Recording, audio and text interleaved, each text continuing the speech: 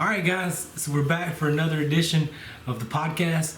So, well, the holidays are over, and if you're like the rest of us, it is really sad.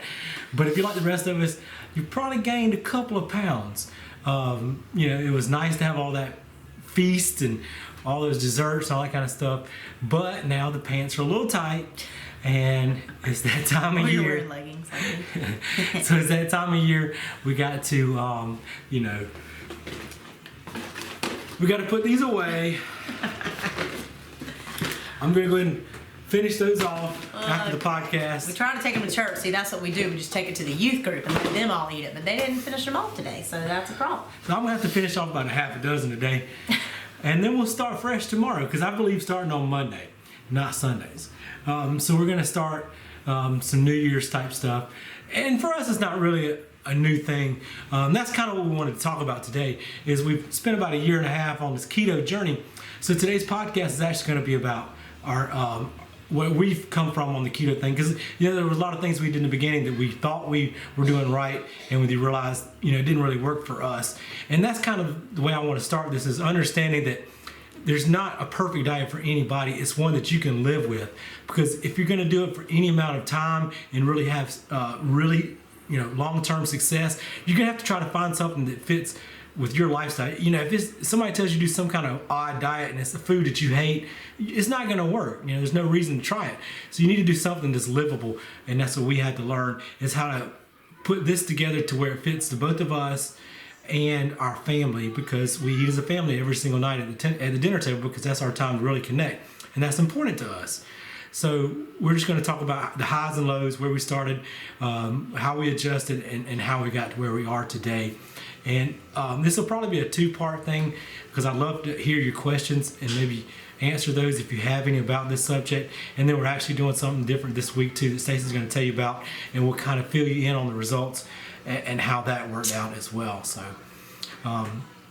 that's what we're going to talk about, is keto. So do you want to start off by saying anything? Well, I'll just say that, I mention Angie Stone all the time on this podcast because she and I work together, and so we're together a lot. And she's actually the first person who ever really kind of started talking about keto. And so she was reading some books. She was listening to a guy online that you still listen to, the doctor. Dr. Berg. Dr. Berg. Mm-hmm. Yeah.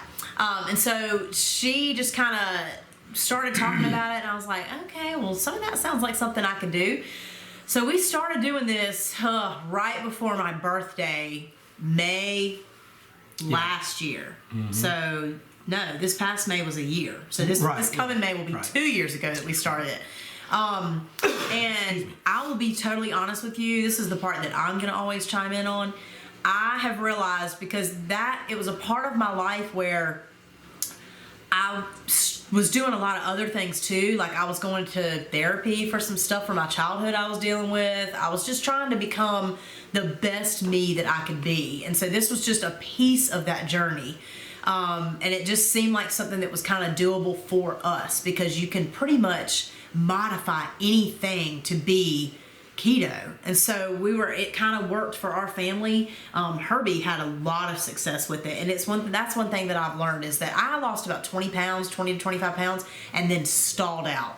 But there's probably things I could have done. I could have been more strict. I was kind of more of a lazy keto, and he was kind of like, I'm going to get this done, I'm going to meet my goals, and then I'll slack off. And so he's got a lot more willpower. I am terrible with willpower. So if it's in my face, that's the problem for me. So we have had a very different kind of journey, but it's been good. Like, it's been a learning experience, and we've kind of learned from it and grown from it and seen what works, what doesn't work, and all that fun stuff. Yeah, and that's part of the process, is getting to a point where you have to kind of understand that there are unrealistic body goals, and if you're only going to be happy when you get to a certain point, you're probably never going to be happy. So you got to be a little bit more content with where you are, and just make the best of wherever you are, because the last thing you want to do is for it to turn out as a negative thing, to where you're obsessive and you're hard to live with, right?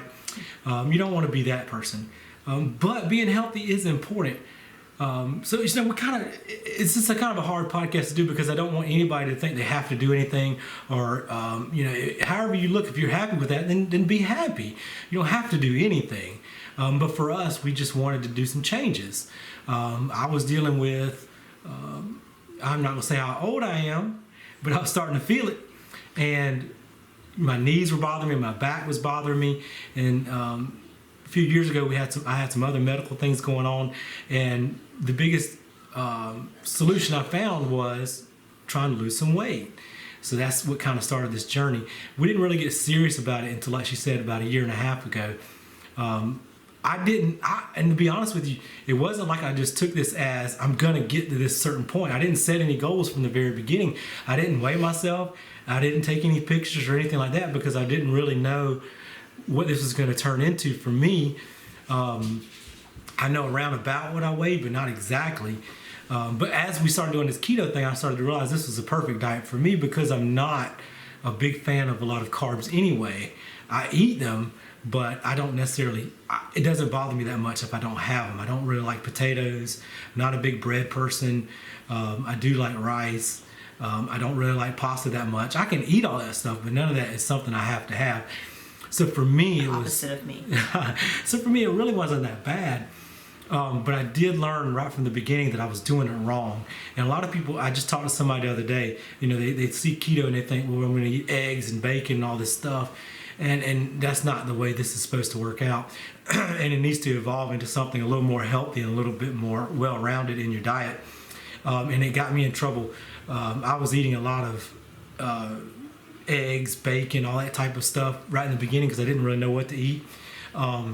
Beef jerky, yeah, Propel waters, a lot of those kind of things. Well, and that's kind of the thing, I didn't know that snacking was not necessarily a good thing, and so I tried to find all these snacks that I could eat and get away with and still be a part of the keto diet. So I'd fill up on a lot of beef jerky and Slim Jims and stuff like that. And the first 3 months I lost 20 pounds, but I ended up in the emergency room with a kidney stone, and that was terrible. I never had one before. I didn't know what was going on, but I knew it was horrible, and I never wanted to do that again. So it made me take a step back and say, am I really doing this as a lifestyle change? Because, I didn't want those type of results again. And I also knew, because I'd been listening to a lot of stuff and doing a lot of research, I also knew that a lot of people would lose a lot of weight quickly and then turn around and gain it back. And that's the last thing I wanted to do. So I needed to find a lifestyle change too, so that after this journey is where let me say it this way, after I got to a point where I was satisfied with the weight loss, what do you do then, to maintain? And I certainly couldn't do it the way I was eating before. So for me, I had to kind of make some adjustments. And I stalled for a few months and didn't lose anything. So that also, challenged me to maybe look a little different. So anyway, what I found intermittent fasting, and I still do a lot of that. Not every day, but a lot of times I'll fast in the mornings because I like that. I don't really get hungry in the morning anymore. And I found that there's a lot of benefits to intermittent fasting. So I do like to do that as much as possible. So I encourage you, to skip meals because a lot of people think that they're not supposed to be hungry, and that's not necessarily a bad thing to be hungry. People think, oh, I'm hungry, I have to go run to the kitchen.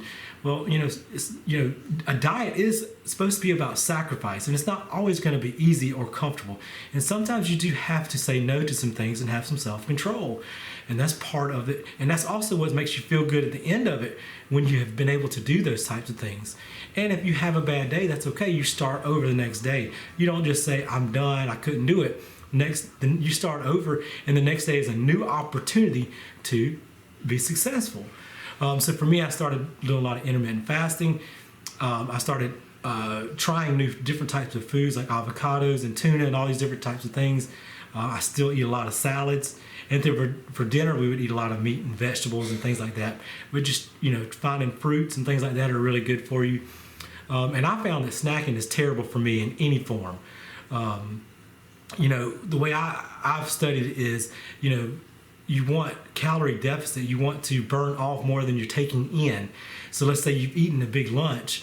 Well, now your body needs to burn that lunch off. Well, if you start snacking in between your two meals, your body's going to stop burning that fat, and it's going to start burning that snack.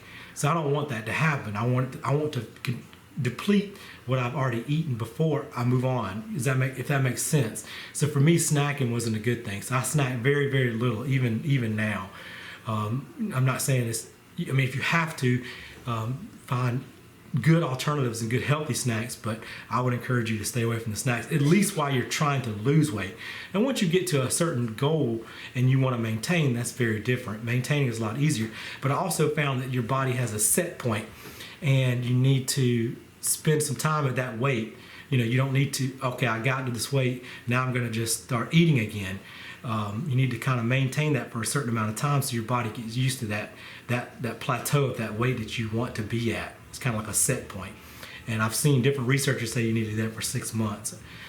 So I've actually done that. A lot of that too is trying to maintain. So that's kind of my journey in the first few months. You want to jump in? I don't know. See, I'm still on this journey, y'all. I'm definitely not at all where I would like to be. One of the things that I do remember that Herbie did is, like, when we started this in May, I remember it was May because it was literally my birthday weekend and my parents came to town and they were doing it too. They didn't call it keto, they were doing low carb. Yeah.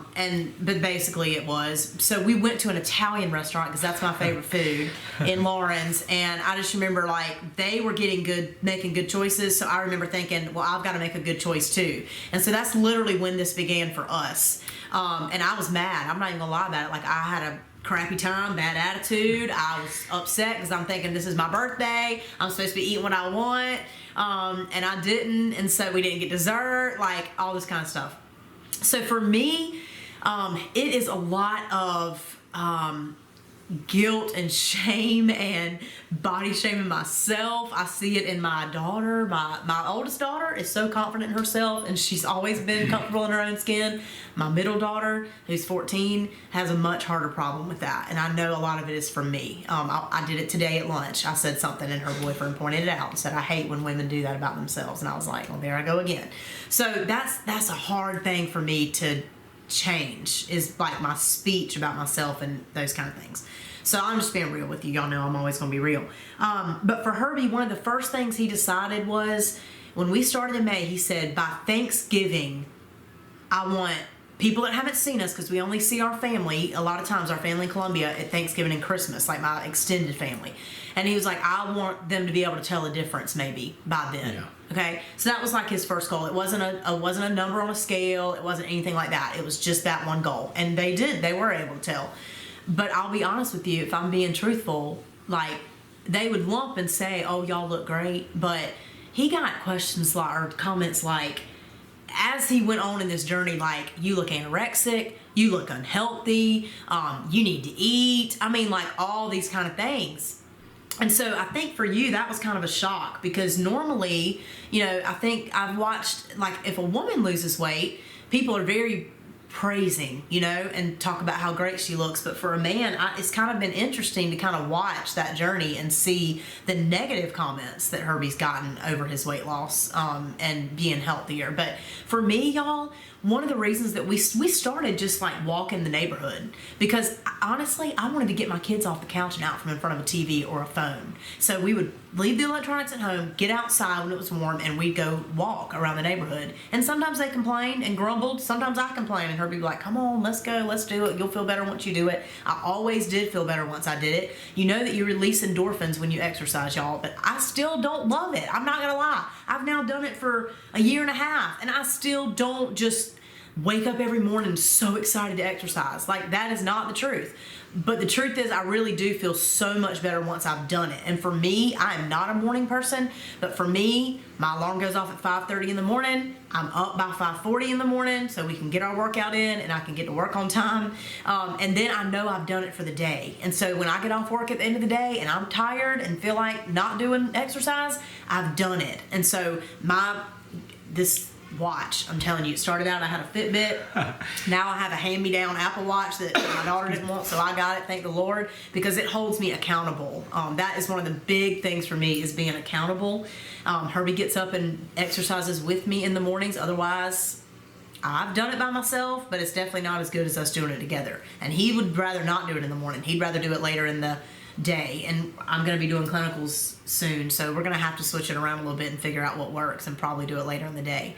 But for me, I do feel a lot better once I've done it, and not just for weight loss, but just stronger. I feel stronger. I feel not so out of breath when I'm doing things. Like, I feel like, I know it's only going to get harder the older I get, so I may as well get in this lifestyle now so that I can continue it, you know, because I want to be like, you know, a grandma that runs around with my little grandkids and stuff. I don't want to be unhealthy and struggling with my weight. I feel like I've struggled with my weight my whole life, and I'm sick of it, you know what I mean? And I feel like it's something I can control, and so I need to work on it, you know?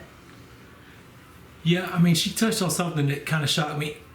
You know, I guess since we don't live around a lot of our family, you know, they don't see us every day. I guess when you see somebody and they look different, I guess it can be, you know, it can take you aback sometimes. But I was kind of shocked, though, at the negative comments. You know, I felt like I was doing a good thing by making myself healthier. I felt better. My knee pain went away. Back pain went away. You know, we began to do all this different types of HIIT training where we do, like, you know, weights and stretching and all this kind of stuff, and, you know, endurance, and everything changed. You know, I felt like I have never been in this kind of shape before in my entire life, and I was, you know, kind of happy about that. And then to see people kind of trash it on the internet and be like, you look terrible, I was a little shocked. You know, I would never do that. You know, I would never walk up to somebody and say, you look terrible, you know, lose some weight. But it's funny that people think they can do that too, and that's okay.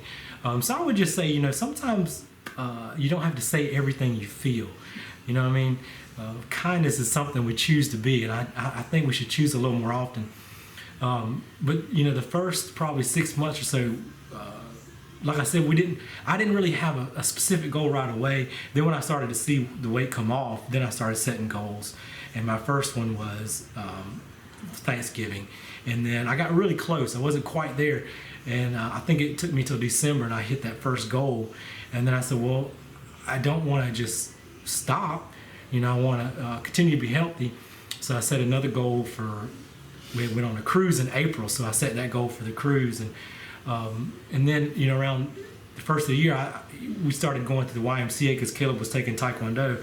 So I started, you know, adding weight training and things like that. And, you know, for me, it was life-changing. You know, all these things I'd let myself go for a long time, you know, not exercising, not eating right, and things like that. So what I started to notice is the more I did it, the more I started to feel stronger and healthier. The more I wanted to do things. I wanted to get out and, you know, play with my son in the yard and be active and go walk. And, you know, it's a good change. Now, I encourage you, you know, if you're thinking about it, you know, it's well worth it in the long run. But you have to understand something. It doesn't come easy, and it doesn't typically come fast. You don't gain the weight overnight. You're not going to lose it overnight. You know, it's a gradual progression. And unfortunately, losing is a lot harder than gaining. Yeah. A lot harder. And it's a lot harder than maintaining as well. You know, so, you know, I would definitely, you know, I would say, you know, as your journey progresses, to add things into it, because what I've found is what I used to not like about foods, I actually enjoy now because I feel better when I eat them. What I didn't like about exercising before, I do enjoy now because I see the progress, and I like to see that, you know, that I can do so much more than I ever could. You know, so, you know, for me, that's what kind of fueled me a little bit. And it's okay to not always be perfect in this journey. You know, we've had a good time over the holidays, and we've eaten a lot of food and things like that, and that's okay. There's no reason to beat yourself up over that kind of stuff. There will be a tomorrow, and you just start over, and you just keep working hard at it. It's okay. It takes grace. It does. It takes grace. Even with yourself. You got to be gracious even with yourself. Exactly. I don't understand that. You know, you got to learn grace, you know, with each other, with yourself. You know, God loves you just like you are. I want you to understand that. So be encouraged by that. If you need encouragement, you ask me. I'll be glad to encourage you. I will give you motivation all through it, and I'm very good at it. Yeah. Because I know how good it feels to be encouraged, and we need to be encouragers, and we need to just do this together, not tear each other down, but build each other up. You know, so one of the other things, you know, I noticed was the way we cook. We started out trying it. You know, we introduced different types of sugar, like monk fruit, stevia, what was it? Swerve. I did not like stevia. Truvia. Yeah. I don't like that NutraSweet like aftertaste kind of taste. If I can taste it, I don't like it. So I did find with Swerve and monk fruit, I couldn't tell the difference. Like they basically use the same amounts of that you would for sugar and things like that. So those were good for us. But some other people love the stevia and erythritol. Like there's a lot of different things out there. Excuse me. I did notice though, after doing a lot of research, there are a lot of products out there that say they are low carb and have certain types of sugar in it, and you have to be very careful of those. Some are not for real, especially those ones that are usually there's a brand name, I can't remember. Atkins. I think it's Atkins. Yeah. Be careful with a lot of that stuff because the sugar they use is an alternative sugar, but it's still not great for you. It's still, and there's a lot of aspartame and different things like that. It's really not good for you. I would encourage you to look at that and make sure which ones you're using are ones that are a little more healthy. And we also started baking with like almond flour, coconut flour, things like that. And no, it doesn't taste the same, but you can get used to it, and you can find alternatives that that crave your sweet tooth. By making like peanut butter cookies, chocolate chip cookies. You can make cakes, different things like that, and make them healthier to where you can still stick with it and still maintain weight loss. And we were actually going to do this as kind of a help to anybody who wants it, as we do this type of stuff down the road, to kind of just say, hey, this is an ingredient we found or a recipe or things like that. Because that's what really makes it livable. When you add it to your daily life, we just cook this way. We still feel like we're eating normal meals, but the way we make it makes it to where it is keto. Now, we still do eat some carbs. We eat in very small moderation. Like, for instance, if we were going to go somewhere like Chick-fil-A, I'd get a salad. But if we were going somewhere that only had like burgers, in the beginning, we would just eat no bun at all. I've kind of now I'll just take like the top bun off, and I will eat just the bottom bun. Eat it like a pizza. Yeah. Or if we make burgers at home, we wrap it in lettuce right. and eat it like that. Like let like a romaine leaf of lettuce be our bun. And actually, I found I like that better. Like even if I wasn't doing this, you can taste the meat more. I don't know. I just enjoy it more. So you'll be surprised like what you find, because I never thought I would like not miss bread, but like I really don't miss bread. Sometimes we'll do like one of those Mission low carb tortilla shells. Right. We'll make like breakfast burritos and those have like way less carbs than regular ones and things like that. So it's really not that difficult to do. That's I think what was appealing to us for this was that we could work it around our lifestyle. And like we still have 2 kids in the house that they can eat whatever they want pretty much, you know what I mean? So, we'll still sometimes make them a side, macaroni and cheese or something, but then, we can eat it too. Thank God my kids are really good about eating vegetables and salad. Like, they've always been good about that. So they don't usually complain about that at all. Blythe eats very little meat at all. So, that's just an adjustment we've always made anyway for her, is that she doesn't really eat a whole lot of meat. She'll eat chicken, but that's about it. So you really can. Cauliflower, we substitute that for potatoes all the time. So like when I make like that zuppa Toscana soup from Olive Garden, instead of the potatoes, you just put cauliflower in it. And I promise you, I know if you don't like it, you're thinking disgusting, but I promise you'd be really surprised what you can get used to and what you end up liking that maybe you didn't think. And if you don't know this, your taste buds change every 7 years. So things that you think you didn't like when you were younger, I encourage you to try them again, because you might be surprised that you actually do like them now, because that's a fact.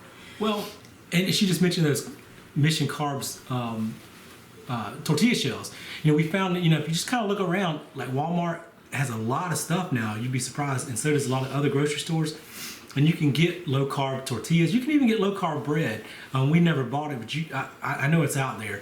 There are some more difficult things that you can get from like the internet, like chocolate and things like that, made with like stevia. Actually, I saw at Dollar General has different types of chocolate made with stevia. It's a little lower carb and stuff like that.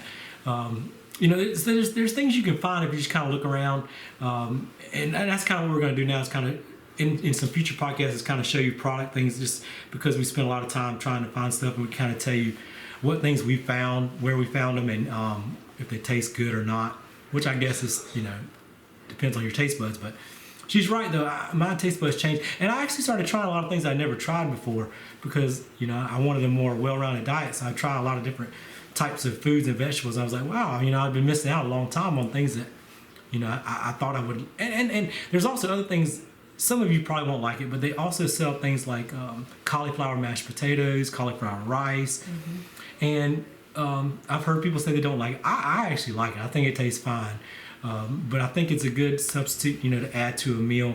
It's not like you're eating just that, it's a side. So anyway, there's a lot of alternatives, and I think if you that's what changed me is because down the road, as we began to cook like this and do these types of things, it didn't feel like I was on a diet anymore because I was exercising because I enjoyed it. We're eating good because we figured out how, and the weight just came off naturally. And that's what you really want, is the weight to just come off naturally, so that way it's maintainable. If you lose a lot of weight really quick, most of the time you'll gain that weight back. So. I will tell you too, lots of water. Really, from everything that I've read, you should have half your body weight in ounces of water every day. So like you'll see, we're both drinking. I mean, this is my, it's 25 ounces, and I try to drink like 4 of these a day. If I can get them in. I don't do it every single day. I will tell you too, when we're talking about these recipes and stuff, listen, Pinterest, full of recipes for keto. Yeah. Facebook, full of keto support groups, and Christy McClellan, I'll give you a shout out because she does an amazing job. She's a girl I went to school with in high school. Awesome job of doing keto accountability, giving recipes. She's on Facebook. Look her up. She is awesome. And I'll tag her in my post because she is fabulous. She's lost a lot of weight. She looks great. She's super encouraging. Awesome woman of God. I really like her a lot, and she's done a great job, and she's done a lot for me. So another thing is, some of those recipes that we tried, y'all, they were disgusting. Like, I'm not gonna sit here and tell you that everything you do is gonna be good. Like, I tried to make some things and they were just, Madison will tell you, the cabbage lasagna, not good, okay? No. Like, it was watery. I didn't dry it out first. Like, it's a trial and error thing, but that's the way with any kind of recipe. Right. Anytime you're cooking, it's trial and error. Some things are gonna turn out great and some things are gonna be gross. Like, that's just part of it. So don't get super discouraged. And it can be a little more expensive, when you're shopping for this kind of, when you're trying to eat healthy. I hate that it's like that, but that's just the world we live in. But Aldi's, y'all, that's our go-to place. I know some people, Costco is the place that they like to go. If you do find certain things that you use all the time, like sometimes we'll go to Sam's and buy like smoked sausage or things that we know we're going to eat a lot of. Eggs, great day. We go through eggs. It's a lot. I miss our chickens because we need them these days. Yeah. But we have a lady at church that she brings us eggs a lot of times, or, they're pretty cheap even now at Walmart, Aldi's. I love farm fresh eggs if I can get them, but we can't always get them. But a lot of times the lady at church will bring them to us, and that's awesome. We love Miss Kathy. So just, here's the deal. We can make excuses forever. I make excuses all the time that I don't have the time, I don't have the whatever it is, but at the end of the day, y'all, they're just excuses. And those are stepping stones to failure, in all honesty. So, if you got to find what works for you. If it's not keto, do something else. I will tell you that this past July, I have a friend that I used to work with, and Liz Krasno is her name. I can shout her out too. She's awesome. She has been doing Beachbody for a while now. They moved to Colorado. We worked together years ago at Providence Northeast.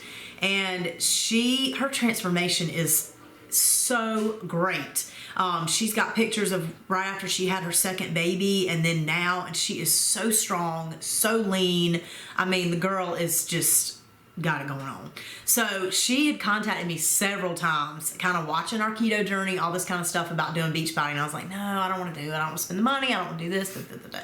Excuses. I kept making excuses. And so finally in July, they had a deal going on. She worked with me and I started it, and it gave us access to all of these workouts online or on the TV that you can look up. And I did something called Morning Meltdown 100, and it was 100 days of doing a workout with this lady named Jericho, this redheaded fireball that some days I wanted to throw stuff at my TV, but she kept us going and kept us motivated all the time. And at the same time, we did something in my classroom, and I think I've talked about this already, about finding your why. And mine was to be the best me so that I can pour into others and help them be their best selves. And y'all, this was a part of it. I'm telling you, I've never in my life of 40 years exercised or really done a lot of anything for 100 days straight. But there was a chart that I had. You marked off every day that you did it. That is huge for me. I'm one of those girls that when I do a grocery list, if I buy something else, I will write it on there just so I can mark it off. I love marking things off of a list. and that's just my personality.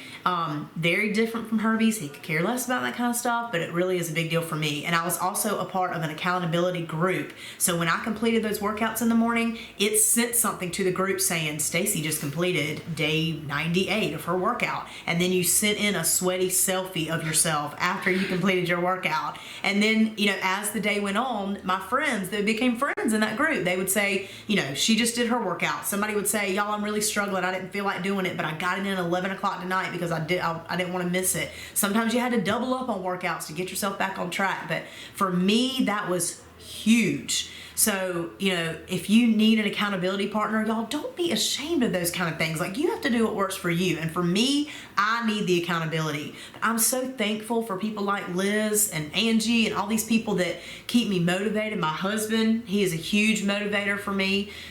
Even my kids, they're great motivators. The only thing about them is they're like, Mama, don't you want these milk duds? Mama, I bought you this because I knew you would like it because they're so sweet and they want to make me happy. And they know that food makes me happy. But I'm trying to change that too. Our life kind of centers around food. Anytime anybody's over, I'm that mama that's like, come on, you want to eat? Do you eat dinner? We got leftovers here. You want something sweet?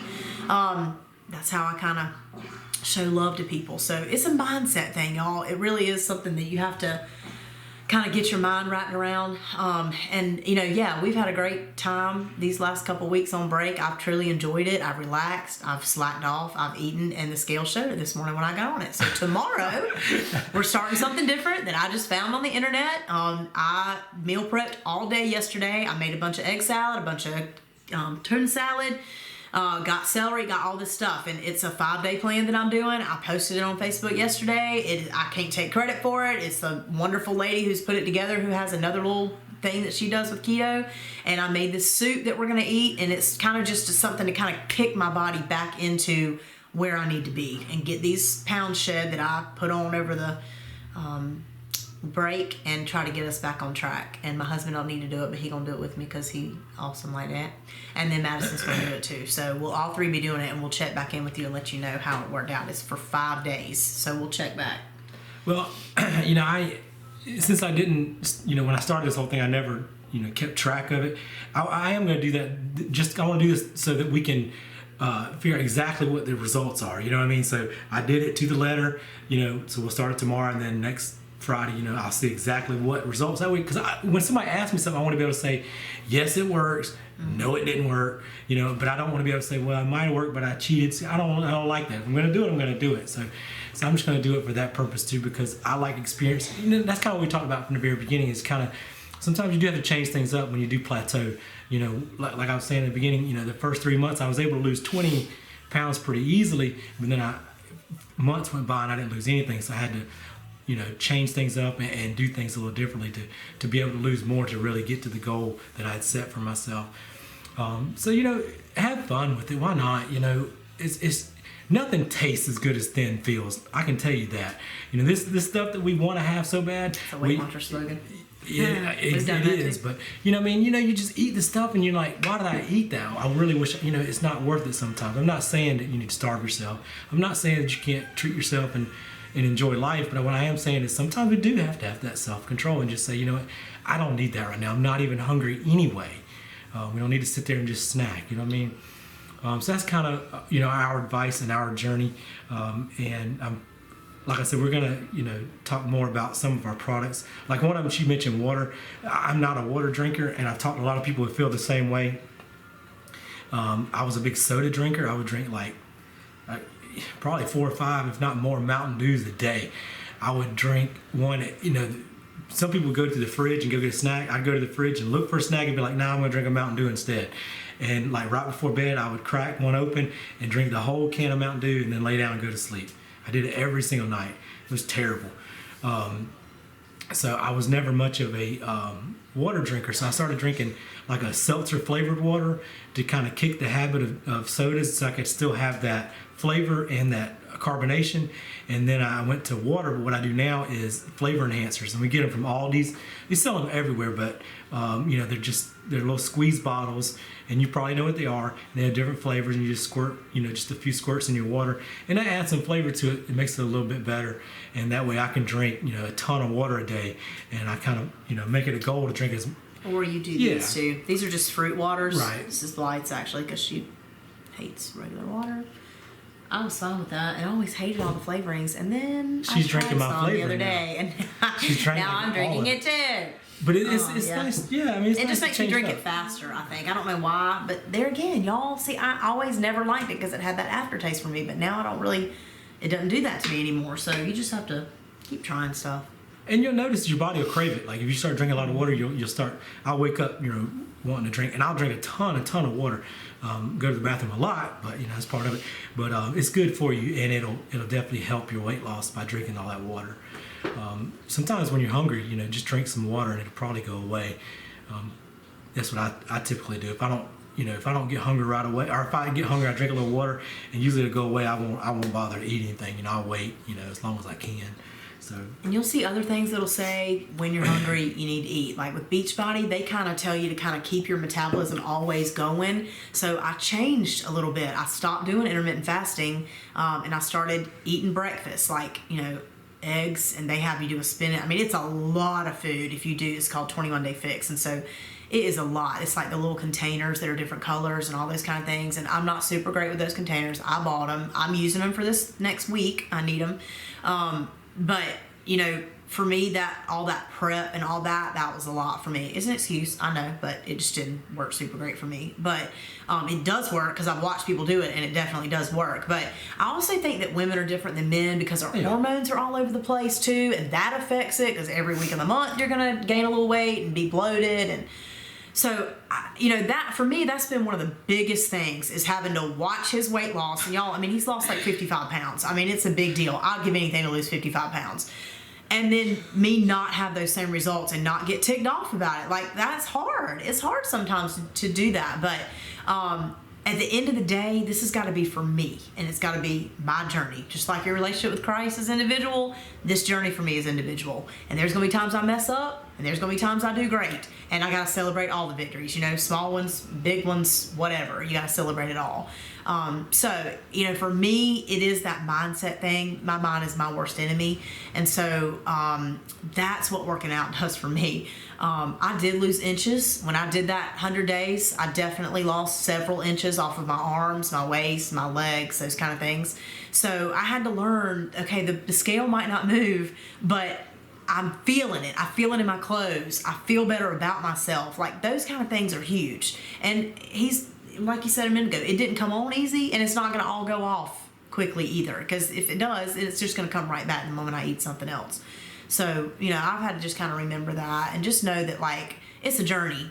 We're in it with you, and our journey's not even your journey. I would love to hear the things that you do that you found that works for you. I'm constantly reading people's stories, and those kind of things motivate me to keep going because I look at those pictures and I look at people's, being real. That's what we always want to be with you. We just want to be real with you and just let you know, hey, this worked for us. Hey, this didn't work. What worked for you? I mean, let's live life together. Let's share life together. This is a part of it. We're all aging. We're not getting any younger. We're going to continue to have challenges in our relationships, in our health, and all these different things. And so that's what this podcast is all about, y'all. I promise you, we know that it takes grace, and we will be gracious with you. And we're here to encourage you and motivate you. And we appreciate the same from you. Y'all build us up a lot. All right, so I want to close with this. We did try a lot of dumb things along the way. So I want to get that out there too, so maybe it saves you some time. Like different powders and all these fad things that say keto on it, because now that keto is really popular, they'll put keto on everything. So we tried a lot of expensive powders and different things like that we thought would help and all that kind of stuff. And I know I hear people out there say it works for them and stuff like that. I didn't think it worked, and I wouldn't waste my money on it. So we're gonna talk about that on the next podcast too. Just kind of talk about all that kind of stuff, and maybe it'll save you some money and not have to make the same mistakes we did. So some people love them, so I can't. Like Donna, I'm thinking about Donna. She's like does all these recipes that I love to follow her, but you just have to do what works for you. Maybe we didn't do them correctly. I don't know. We tried it, and really we just didn't have the money to spend on it, but. You gotta do what works for you.